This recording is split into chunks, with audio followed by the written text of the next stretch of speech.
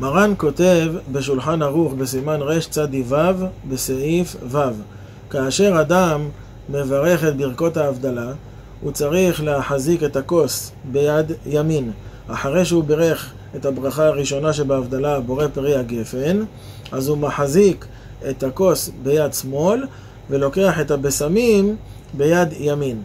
אומר המשנה ברורה, כאשר מברכים על הבשמים או על הנר, לא מניחים את הכוס על השולחן, עוזבים אותה ומברכים, מחזיקים רק את הבשמים והנר, ואז כשחוזרים לברך את ברכת ההבדלה, אז מחזיקים שוב פעם ביד ימין את הכוס וממשיכים את ברכת ההבדלה. אלא, כאשר מברכים על הבשמים ומחזיקים אותם ביד ימין, צריכים להחזיק את הכוס יין ביד שמאל. וגם כאשר מברכים על הנר ביד ימין, צריכים להחזיק את הכוס יין ביד שמאל. ולמה?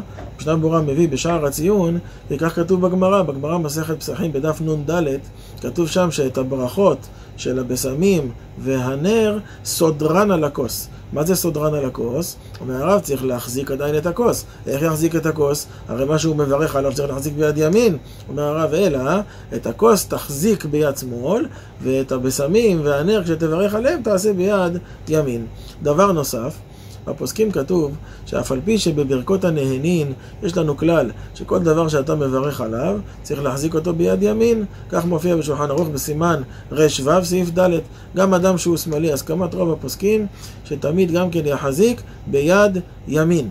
גם לגבי ברכת המצוות, כאשר אדם מברך על מצווה, הוא צריך להחזיק את דבר המצווה ביד ימין. לגבי ברכת הנר, כאשר אדם מברך בורא מאורי האש בהבדלה, האם הוא גם צריך להחזיק את הנר ביד ימין ולברך בורא מאורי האש או לא? כותבים הפוסקים ששם לא. כאשר הוא מברך על הנר, הוא לא צריך להחזיק את הנר בכלל.